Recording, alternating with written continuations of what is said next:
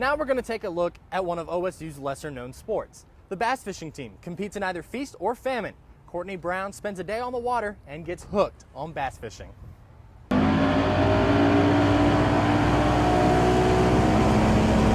It's going to be a hot day for 16 Oklahoma State fishermen who are up bright and early testing the waters on the Vertigus River for bass at the Okie Challenge Series in Coweta, Oklahoma.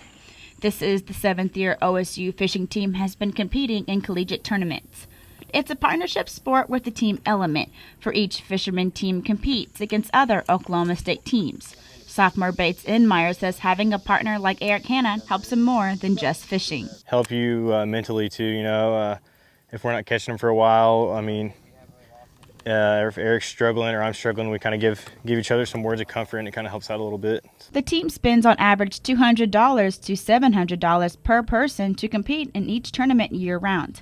The team gets some of its money from OSU, but most of the money for entry fee and fishing equipment comes from fundraising and out of the fisherman's own pocket. But when you love the sport, fishing is worth so much more. Adrenaline just keeps going and just get so happy. And when you're having a good day, it's just, you can go forever and ever and ever. The best time to reel in a bass is from the get-go, once the tournament starts. Senior Chase Revenspies says the weather plays a major part of how active the bass are. When it's hot outside, they're pretty lazy. They don't like to move. They don't like to eat as much. That's why the morning and the afternoon bites are the best, when it kind of cools down. To help find the hiding places, the team will pre-fish the day before each tournament and learn the personality of the water. The team will look for different types of structures such as laydowns and brush piles, fish patterns, changes in the water color, and the depths. Once the partners figure out where they want to fish, it's trial and error to see what kind of action bait the basses are feeling that day. It's a Gambler Ugly Yachter.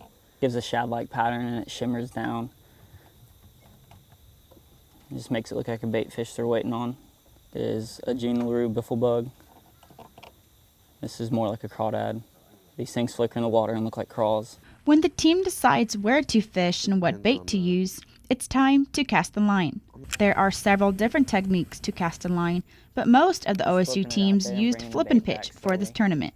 Do a little flip of the wrist. When I take that lure, I drop it, I flip the wrist, and it gives us a forward motion and goes right to where I try to point at. So if I come right here, I go just like so, lands right by that bush. Each tournament has different rules, but in the Okie Challenge Series, each bass must be at least 14 inches, and the team can only keep 5 of the legal bass sizes.